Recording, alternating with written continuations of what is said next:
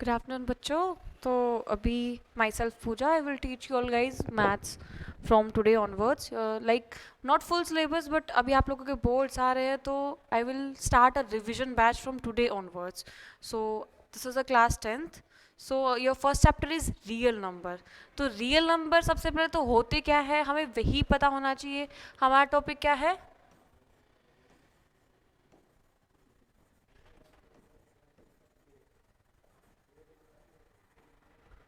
Real numbers. इसकी हम मतलब बेसिक्स सबको क्लियर हो चुके होंगे बिकॉज एक साल से आप लोग पढ़ रहे हैं कि रियल नंबर्स क्या होते हैं, अलजेब्रा क्या होता है, प्राइम नंबर, कंपोजिट नंबर, ये हम लोग स्टार्टिंग से पढ़ के आ रहे हैं.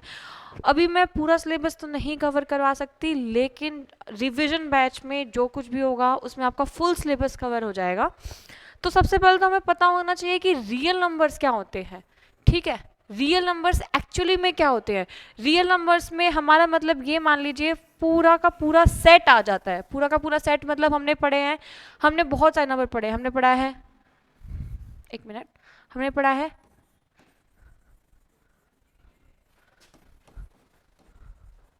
नेचुरल नंबर्स, फिर हमने पढ़ा है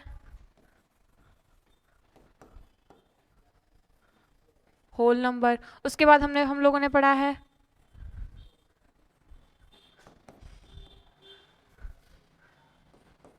रैशनल नंबर्स, फिर हमने पढ़ा है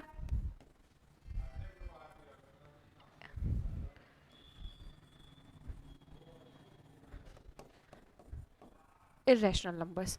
तो ये सब जो नंबर्स कंसिस्ट करता है इन सब का पूरा जो एक वर्ल्ड है जिसमें ये सारे के सारे नंबर्स इंक्लूड होते हैं, उसको क्या बोलते हैं हम? उसको बोलते हैं हम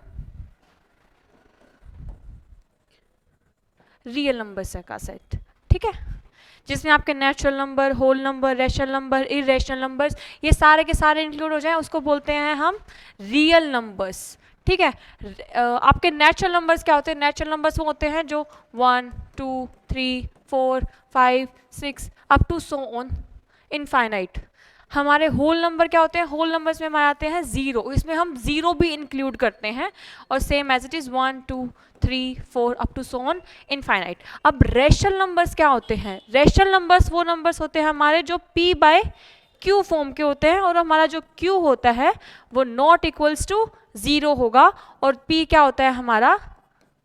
इंटीजर होना चाहिए. इसे मैं एक और भूल गई हूँ, एक और होता है इंटीजर्स. ठीक है, फिर हमारे इरेशनल नंबर्स क्या होते हैं? इरेशनल नंबर्स जैसे कि हो गए हमारे √2, √3, √4, √5, समथिंग लाइक दिस. ठीक है, कभी भी हमारे मतलब रूट में, अंडर रूट में कभी भी नेगेटिव -√2, -√3 ये नहीं होता है. ये हमारा इरेशनल का पार्ट नहीं होता है. हमारे इरेशनल में सारे के सारे कौन से इंटीजर्स होते हैं? हमारे पॉजिटिव इंटीजर्स होते हैं.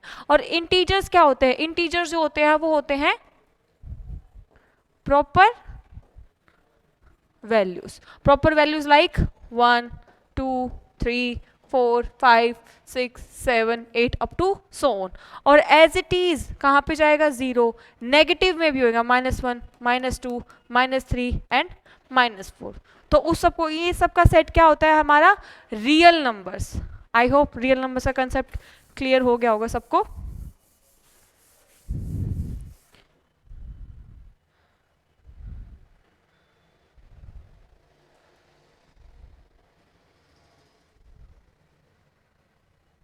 ये हो नहीं रहा है, कोई बात नहीं.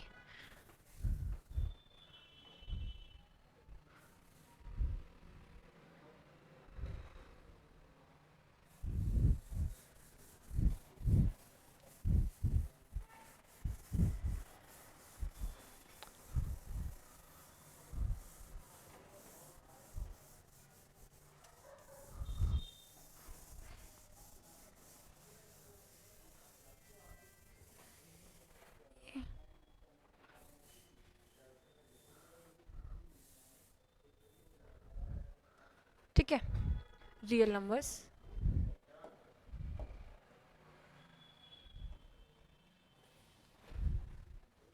ठीक है, तो ये आ जाएगा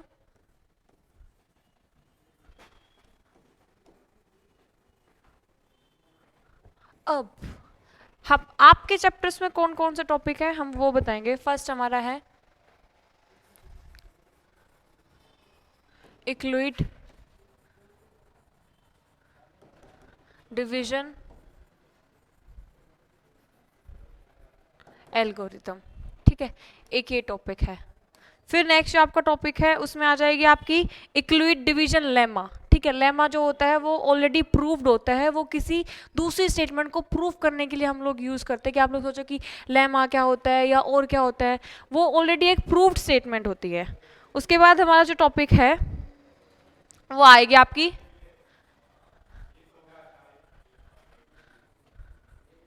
फंडामेंटल थ्योरम, ठीक है। उसके बाद आपकी वही डेसिमल वगैरह कि एचसीएफ कैसे निकालना है, एचसीएफ क्या होता है, एलसीएम क्या होता है, ये सारे के सारे टॉपिक्स उसमें कवर्ड करे जाते हैं। ये सब आपको पता होना चाहिए कि क्या होता है, हम किसके लिए यूज़ करते हैं, क्यों यूज़ करते हैं, टॉपिक्स क्या हैं। तो मोस्ट इम्पॉर्टेंट चीज़ें आपकी यही हैं बस यहाँ पे।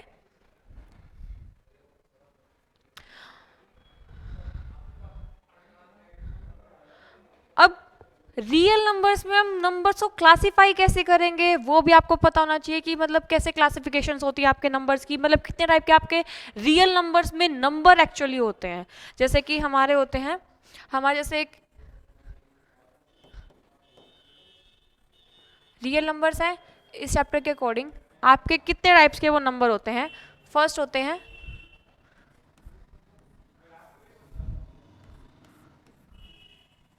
टर्मिनेटिंग।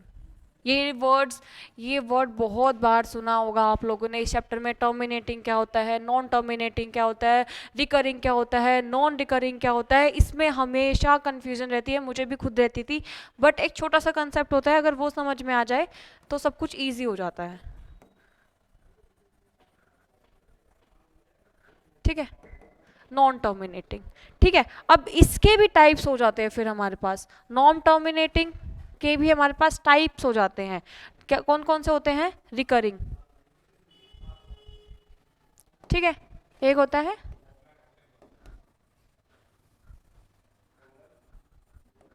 Non recurring.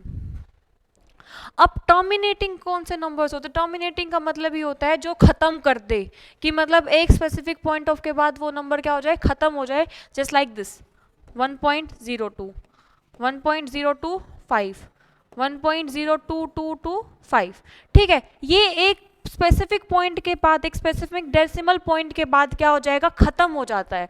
तो ठीक है, ये कौन से नंबर्स होते हैं, हमारे टर्मिनेटिंग नंबर्स होते हैं। कौन से नंबर्स होते हैं, टर्मिनेटिंग नंबर्स। टर्मिनेटिंग नंबर्स जो एक टाइम के बाद आने के बाद खत्म हो जाते हैं, ठीक है। अब नॉन टर्मिनेटिंग से समझ में आता है कि जो खत्म ना हो, जो इनफाइनाइट टाइम्स तक चलते जाए चलते जाए चलते जाए, जिसका हमें एंड पॉइंट ही नहीं पता। एंड पॉइंट जैसे कि ये हो गया 1.01 01 01 01 01 01 up to so on dot dot dot dot dot dot dot dot dot, ठीक है। ये होते हैं हमारे नॉन टर्मिनेटिंग नंबर्स, मतलब जिसका हमें पता ही नहीं है कि कहाँ पे एंड हो गया। स्टार्टिंग पॉइंट हमें पता है लेकिन हमें एंडिंग नहीं पता। जैसे कि हमारी रियल नंबर लाइंस होती है, ठीक है, हमें पता है हमारे नंबर्स कितने हैं, इनफाइनाइटली मैनी नंबर्स होते हैं, 0 1 2 3 4 5 6 1000 100 lakhs करोड़ मिलियंस ट्रिलियंस, ऐसे बहुत सारे नंबर्स होते हैं जिसका हमें एंडिंग पॉइंट नहीं पता है कि ये नंबर्स कब खत्म होंगे, कहाँ खत्म होंगे, कौन सा स्पेसिफिक पॉइंट हमारा लास्ट नंबर होगा। तो सेम बात इसमें होती है कि हमें नहीं पता नॉन टर्मिनेटिंग नंबर्स में कि वो कब खत्म होंगे। समझ में आया इतना? टर्मिनेटिंग मतलब जिसका एक स्पेसिफिक एंड पॉइंट होता है, ठीक है, एक स्पेसिफिक डेसिमल पॉइंट के बाद वो एंड हो जाता है। और नॉन टर्मिनेटिंग मतलब जिसमें वो एक स्पेसिफिक पॉइंट के टाइम के बाद खत्म नहीं होता है, वो चलता जाता है कंटिन्यूअसली एंड पॉइंट्स तक। Number of thousand and trillions, मतलब इसका कोई भी सॉल्यूशन हो सकता है, कितने भी बड़ा नंबर ये हो सकता है, ठीक है।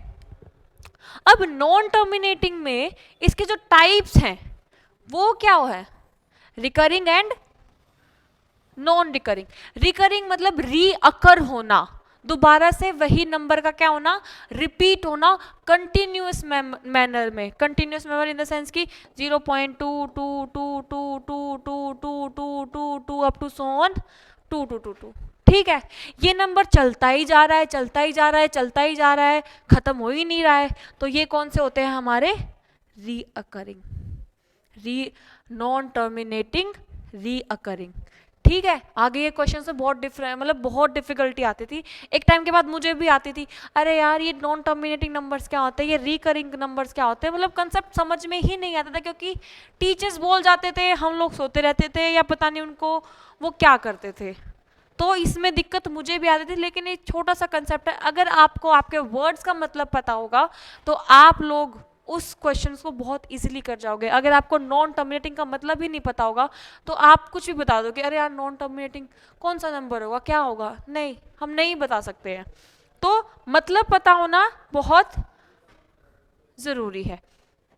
उसके बाद नॉन रिकरिंग, नॉन मतलब रिकरिंग क्या होता है, जो चलता जाए चलता जाए चलता जाए, कंटिन्यूअस मैनर में एक ही नंबर बार बार बार बार बार बार बार बार क्या हो रहा है, रिपीट हो रहा है। तो इस नंबर को हम कैसे लिख सकते हैं, इसको लिख सकते हैं हम 0 पॉइंट, और जो नंबर रिपीट हो रहा है उसके ऊपर बार लगा देते हैं हम। क्या लगाते हैं, उसके ऊपर बार लगा देते हैं। जैसे कि ये है 0.222222 अप टू सोन, तो इसको हम लिख देंगे 0.2 का बार। लेकिन जो नंबर रिपीट होगा सिर्फ उसी के ऊपर बार लगेगा। किसके ऊपर बार लगेगा, जो नंबर रिपीट हो रहा है उसी के ऊपर क्या लगाएंगे हम, बार लगाते हैं। बार मतलब अंडरस्टूड होता है कि ये नंबर कंटिन्यूस वे में चलता जा रहा है, चलता जा रहा है, चलता जा रहा है, इसका हमें एंडिंग पॉइंट नहीं पता है। अब नॉन रिकरिंग नंबर क्या होते हैं, नॉन टर्मिनेटिंग है और नॉन रिकरिंग है, मतलब वो रिपीट मैनर में नहीं हो रहा है, वो लगातार रिपीट वो नंबर नहीं हो रहा है। जैसे कि ये है 0.110 111110 11111110 अप टू सो ऑन।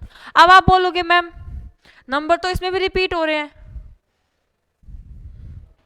एक मिनट, 100110, ठीक है। अब आप बोलोगे नंबर्स तो इसमें भी रिपीट हो रहे हैं, इसमें नंबर रिपीट हो रहे हैं, जैसे कि 110000 बहुत बार रिपीट हुआ है, लेकिन वो कंटिन्यूअस वे में नहीं है, उसके बीच में कोई ना कोई अड़चन आ गई। जैसे 1 के बाद क्या आ गया, 0 आ गया, इसका रिपीटेशन क्या हो गया, 0 पे ही खत्म हो गया, फिर 0 0 0, फिर हम देखा फिर 1 आ गया, मतलब 0 जो रिपीट हो रहा था वो भी खत्म हो गया। मतलब एक टाइम के बाद ये क्या हो जाते हैं, टर्मिनेट हो रहे हैं।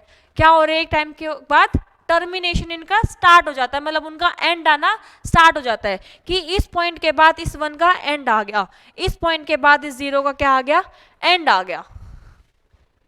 तो नॉन रिकरिंग और इसमें आपको मतलब समझ में आ गया होगा, ठीक है।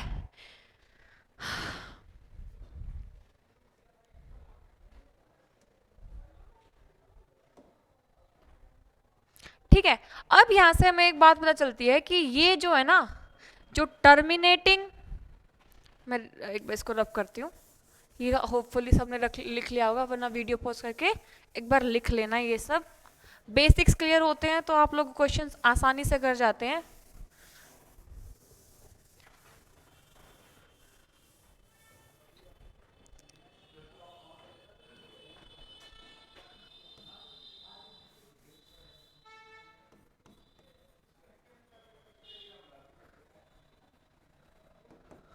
Terminating,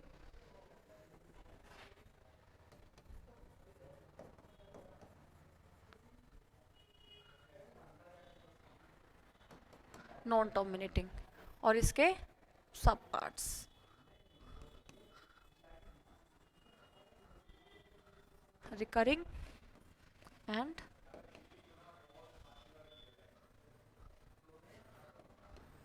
non recurring.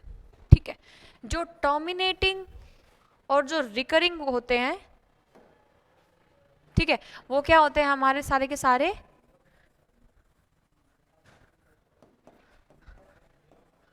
Rational numbers होते हैं।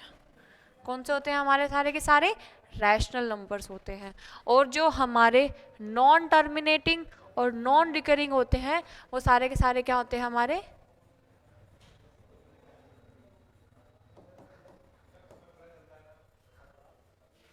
इररेशनल नंबर्स होते हैं। कौन से होते हैं, हमारे इररेशनल नंबर्स होते हैं। ठीक है, यही था इसका रियल नंबर्स का बेसिक, यही था कि कितने टाइप्स के हमारे पास रियल नंबर्स की क्लासिफिकेशंस है। डेसिमल क्लासिफिकेशंस उसकी कैसे है, टर्मिनेटिंग में है, नॉन टर्मिनेटिंग है, नॉन टर्मिनेटिंग के टाइप्स हैं, recurring and non recurring. Done, आगे चलते हैं। अब बात आती है आपकी नेक्स्ट टॉपिक की, जो कि इसमें बहुत इंपॉर्टेंट है, वहाँ से हर बार एक या दो क्वेश्चंस आते ही आते हैं। वो अगर कर लोगे तो बेस्ट रहेगा, वो तो करना ही करना है।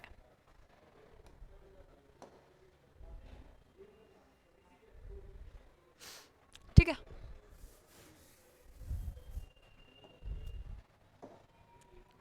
वो क्या है हमारी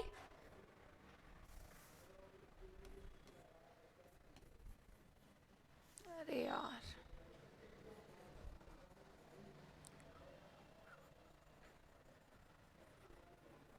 फंडामेंटल थ्योरम। ठीक है, fundamental theorem of arithmetic.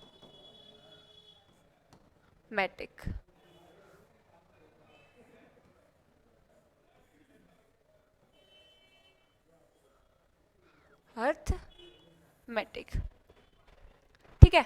Fundamental theorem of arithmetic हमारी क्या कहती है, ये कहती है कि every composite number can be expressed, मैं लिख देती हूँ अगर आप लोगों के पास बुक नहीं खुली हुई है तो, ठीक है, कि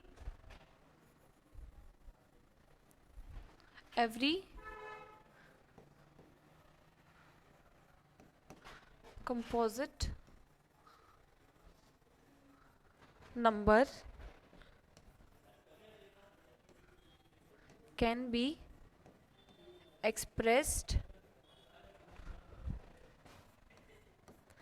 factorized expressed as a product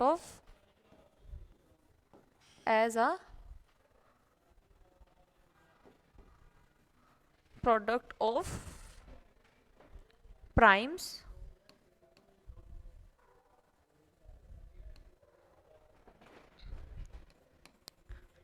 and this factorization is unique. This factorization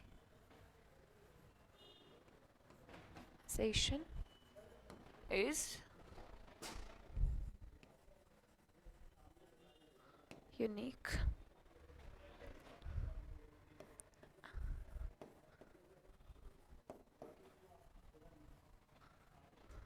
Apart from the order in which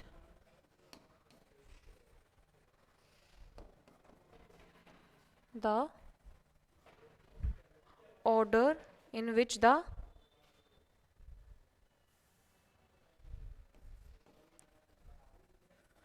prime factors occur.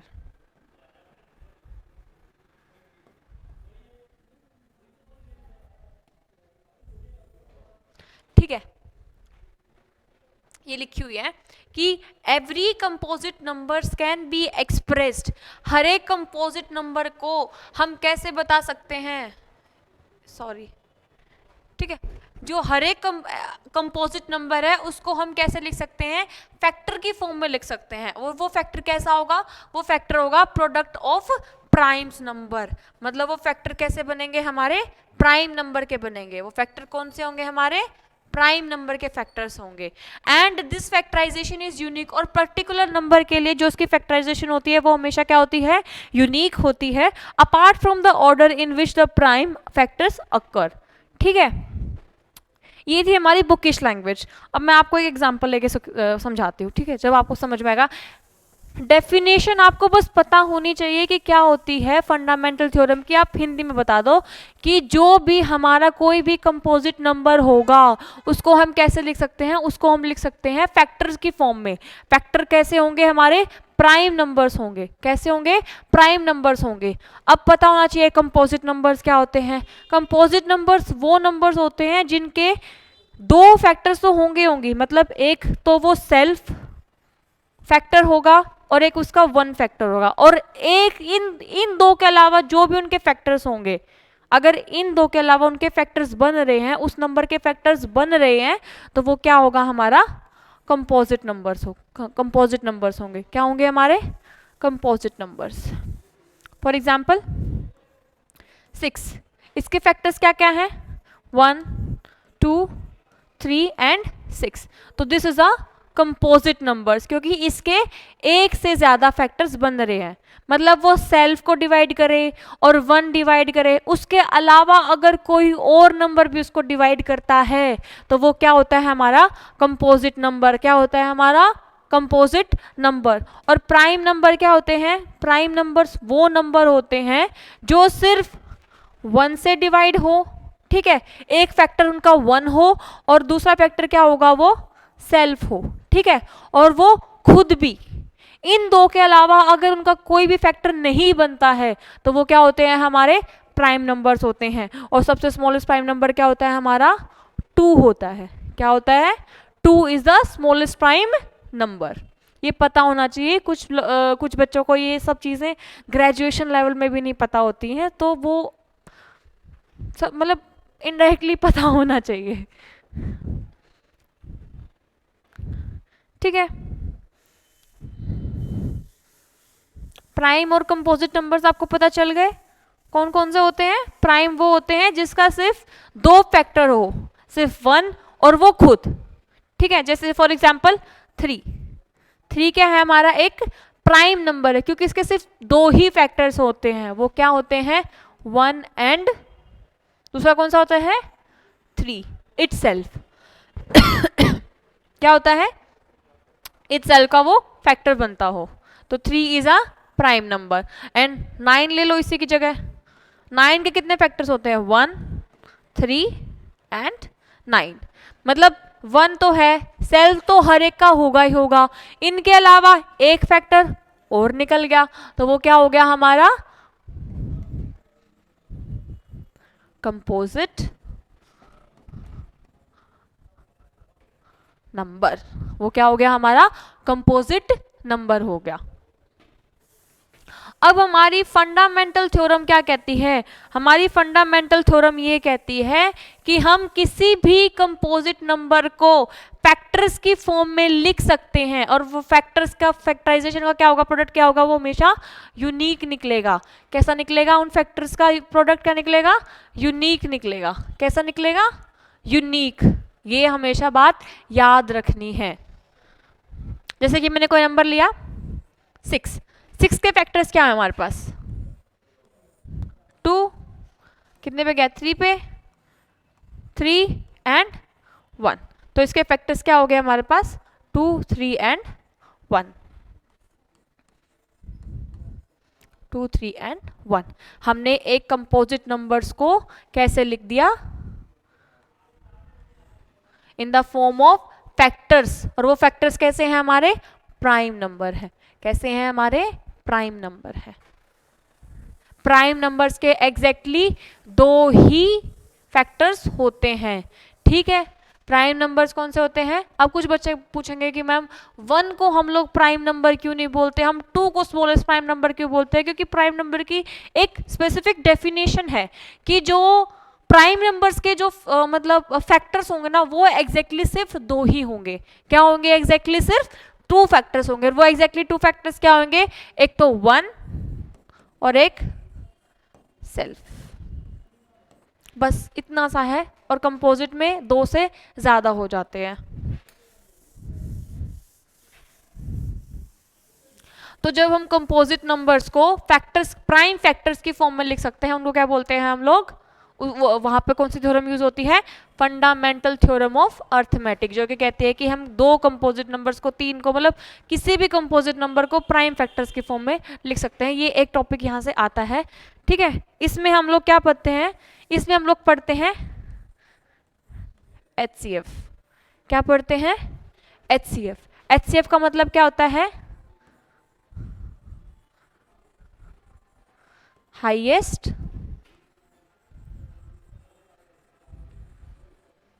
Common factor, ठीक है। HCF क्या होता है? Highest common factor. एक मिनट, मुझे बुक ओपन कर लेने दीजिए, ठीक है।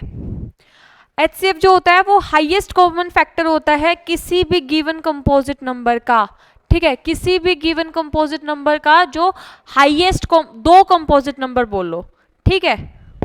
दो कंपोजिट नंबर, जैसे कि हमें दे दिया HCF निकालना है, हमें HCF किसका निकालना है? जैसे कि कोई भी नंबर ले लो, 6 और 9 ले लिया मैंने। 6 के फैक्टर्स क्या क्या हैं?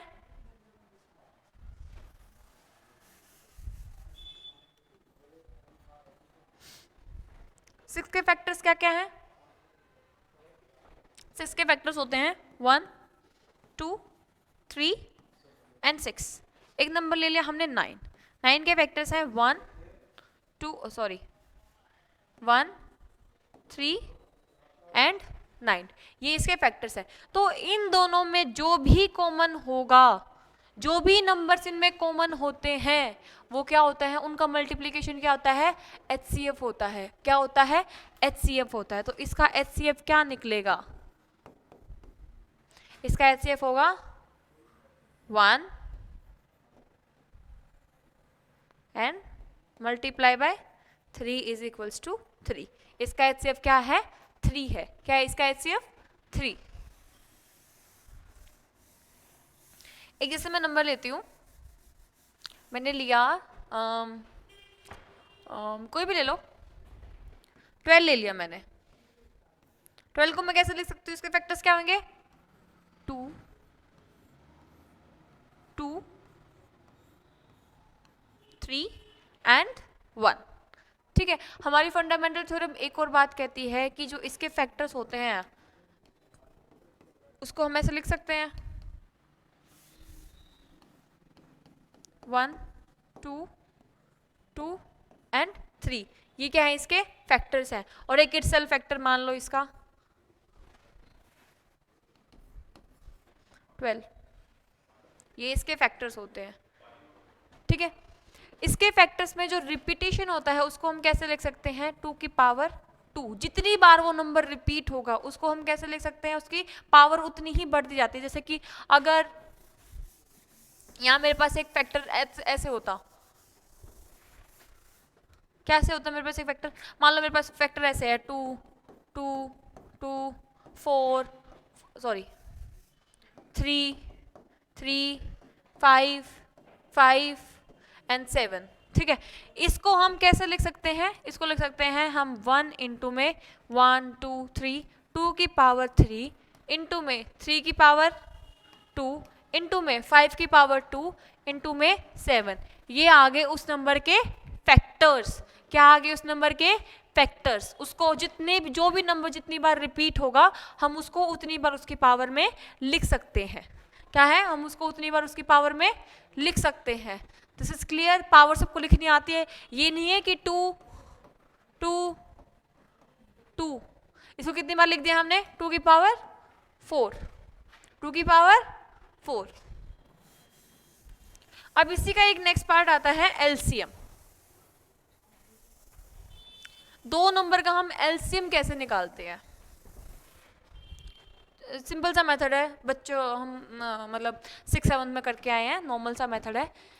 थोड़ा सा अपग्रेड हो जाता है कि जब यहाँ पे पावर वाला कंसेप्ट आ जाता है।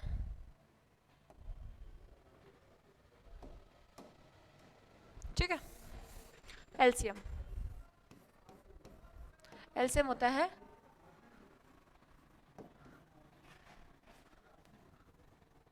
Least common multiple. ठीक है, लीस्ट कॉमन मल्टीपल वो होता है एलसीएम। एलसीएम दो नंबर, अब दो नंबर्स का एलसीएम कैसे निकालेंगे हम, जैसे कि हमारे पास दो नंबर हैं 6 1 2 3, ये इसके फैक्टर्स हैं। एक नंबर है 12, 9 ले लो चलो, 1 3 एंड 9, ठीक है, ये इसके फैक्टर्स आ गए।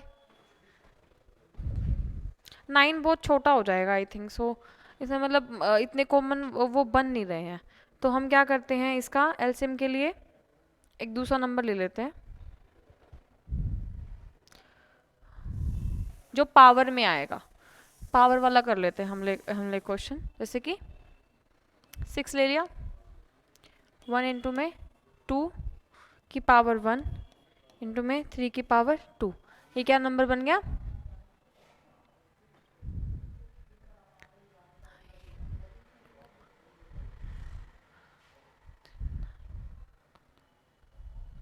18, ठीक है।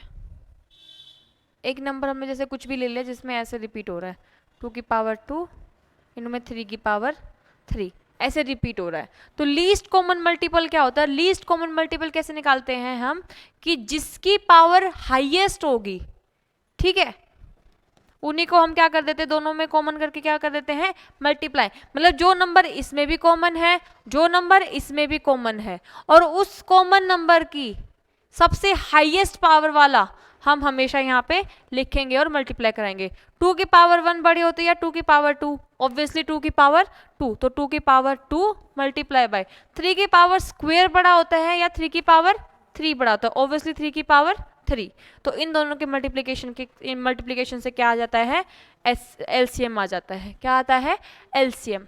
एचसीएफ इसका उल्टा हो जाता है, एचसीएफ क्या हो जाता है, एचसीएफ में जो सबसे लीस्ट पावर होगी कॉमन मल्टीपल की, दोनों नंबर में जो भी मल्टीपल कॉमन होगा उसकी जो लीस्ट पावर होती है, क्या होती है, उसकी लीस्ट पावर, वो क्या होती, उनको मल्टीप्लाई करने के बाद क्या बनता है हमारा एचसीएफ। जैसे कि इसमें कौन सी स्मॉल पावर है, ये है, इसमें स्मॉल पावर क्या है, ये है, जो दोनों में कॉमन नंबर है, जो नंबर दोनों में कॉमन है, तो ये आ जाएगा 2 की पावर 1 मल्टीप्लाई बाय 3 की पावर 2, ये आपका एचसीएफ आ जाएगा फंडामेंटल थ्योरम की हेल्प से। आई होप इतना क्लियर होगा आप सबको।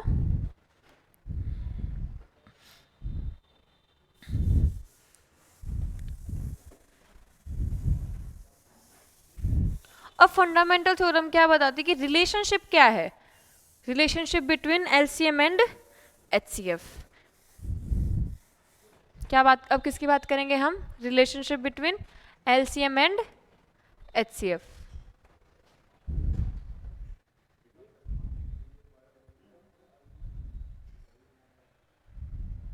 ठीक है,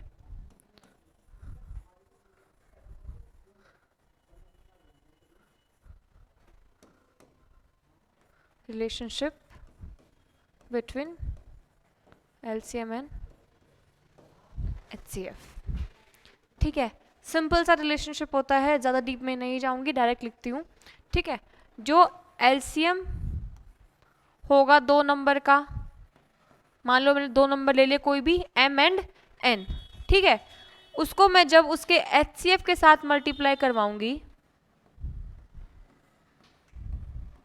उन्हीं दो नंबर के, तो वो किसके इक्वल होता है, वो उन दोनों नंबर की प्रोडक्ट से के इक्वल होता है, ठीक है।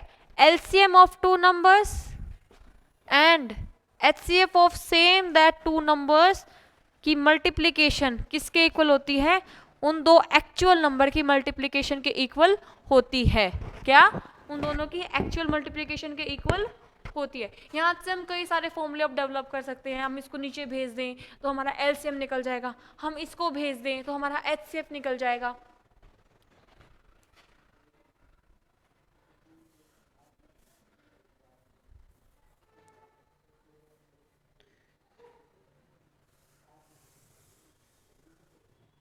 ठीक है।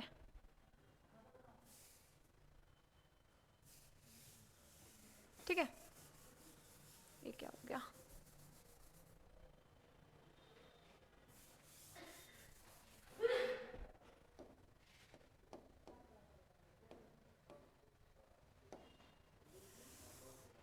ठीक है, अब यहाँ से हम क्या फॉर्मूले बना सकते हैं? यहाँ से हम कई सारे फॉर्मूले बना सकते हैं, जैसे कि एक फॉर्मूला होगा हमारे पास LCM is equals to LCM of two numbers m comma n is equals to m multiply by n divided by HCF of m comma n। एक ये हो गया। अब HCF निकालना हो फंडामेंटल थ्योरम की हेल्प से, तो वो कैसे निकलेगा? दो नंबर का वो निकलेगा HCF m is equals to m cross n upon में LCM of that two numbers. ठीक है, सिमिलर होगा, निकालना आ जाएगा। ये दो फॉर्मूले यहाँ से बन गए, ये रिलेशनशिप है हमारा LCM और HCF के बीच में। इजी टू लर्न, समझ में आ गया होगा? बेसिक पार्ट है, इन्हीं से क्वेश्चंस आते हैं। पहले आप लोग एक बार दो बार शायद रिवाइज भी कर चुके होंगे एग्जाम्स के टाइम पे। ठीक है, अभी बोर्ड्स के टाइम पे जस्ट ये फॉर्मूलेज लिख लो, रिवाइज करते रहो, डेली का डेली क्वेश्चन सॉल्व करो जो भी आज काम हुआ है, तो आपके मतलब बहुत अच्छा स्कोर कर सकते हो आप लोग मैथ्स में, बता रही हूँ मैं।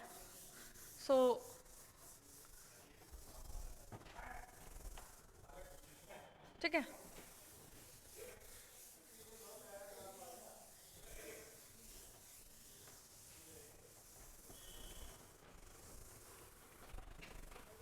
यही था मेन टॉपिक्स, इसमें सिर्फ यही थे। अब सिर्फ एग्जाम्पल्स आ गए NCERT के। ठीक है, ठीक है, एग्जाम्पल्स हम बाद में सॉल्व करेंगे। हम पहले कुछ एक इम्पॉर्टेंट थ्योरम है वो कर लेते हैं। ठीक है, जो इम्पॉर्टेंट थ्योरम वो ये है कि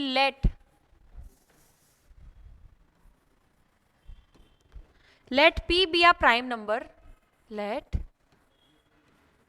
P be a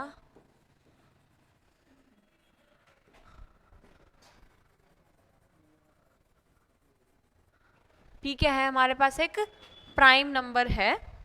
if P क्या कहता है कि अगर if P divides A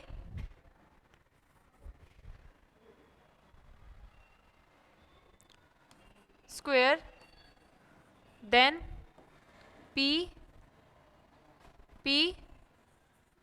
also divides A। और यहाँ पे A क्या है? A कोई भी वेयर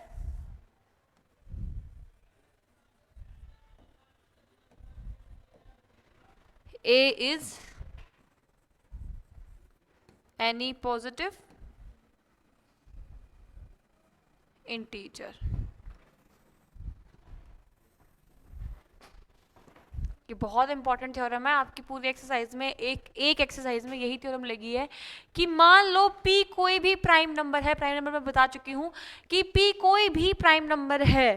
ठीक है, अगर वो P किसी A के स्क्वायर को डिवाइड करता है, किसी A के स्क्वायर को अगर वो डिवाइड करता है, तो वही P उस A को भी डिवाइड करता है।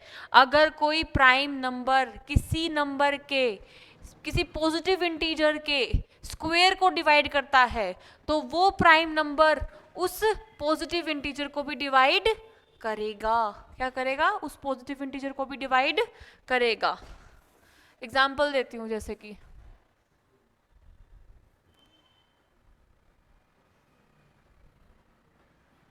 एक मिनट,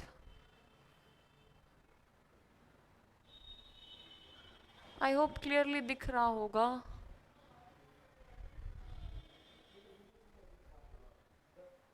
नहीं, रुक जाओ। ठीक है, एग्जाम्पल लेते हैं अब उस चीज़ पे। मैं थ्योरम लिखवा चुकी हूँ कि मैं शॉर्ट फॉर्म मैथमेटिकली लिखवा देती हूँ।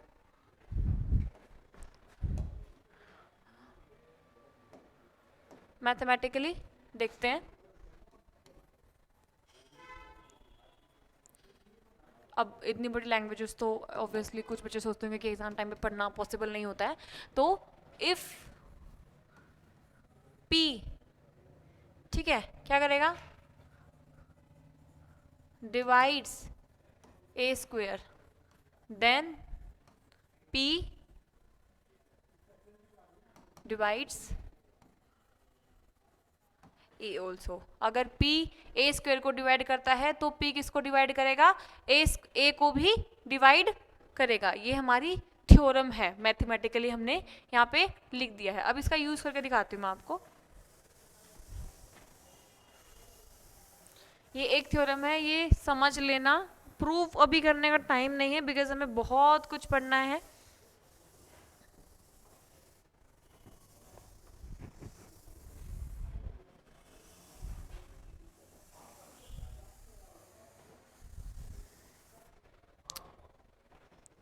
ठीक है, जैसे कि हमें हमारा एक एनसीईआरटी का क्वेश्चन होता है, बहुत अच्छा क्वेश्चन होता है, जो आई थिंक ये वाला क्वेश्चन तो हर बार आता ही आता है, मोस्ट प्रोबेबली रिपीट होता ही होता है, कि हमें प्रूव करना है, to prove √2 is a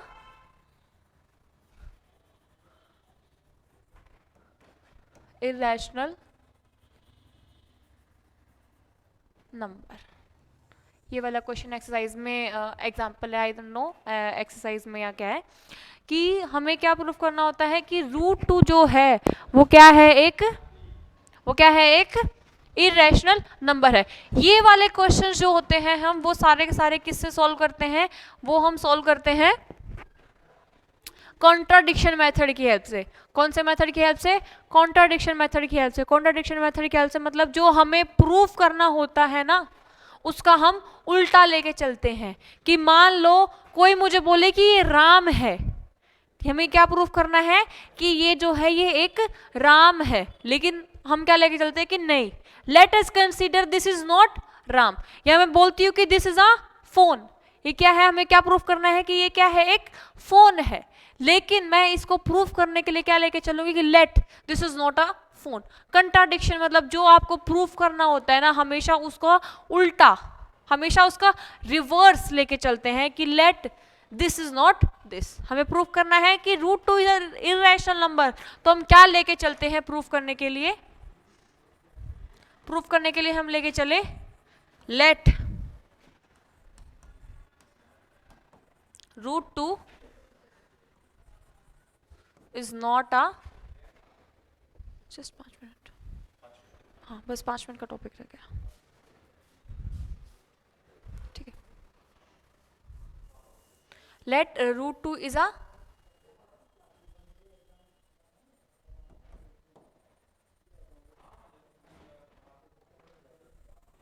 rational number. √2 क्या है, हमारा एक रैशनल नंबर है। रैशनल नंबर क्या होते हैं, रैशनल नंबर किस टाइप के होते हैं, P/Q टाइप के होते हैं। तो हम √2 को कैसे लिख सकते हैं, P/Q फॉर्म में लिख सकते हैं, वेयर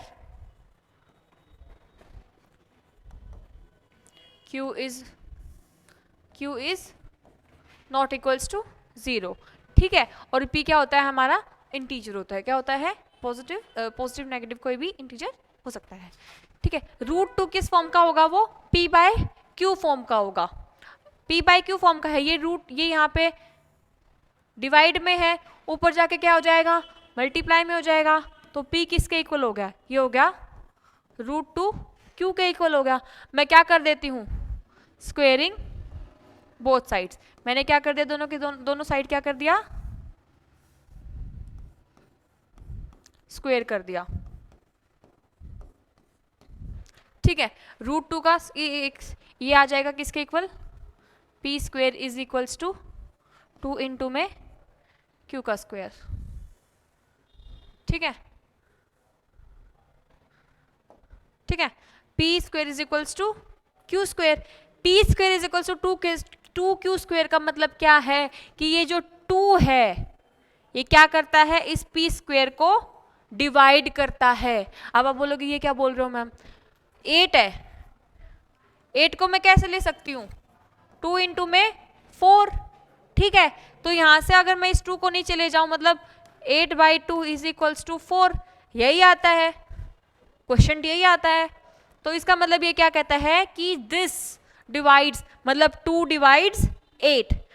इसका मतलब क्या होता है कि ये जो 2 है ये किसको डिवाइड करता है, 8 को डिवाइड करता है। तो सिमिलर यही बात हमने यहाँ पे लिखी है।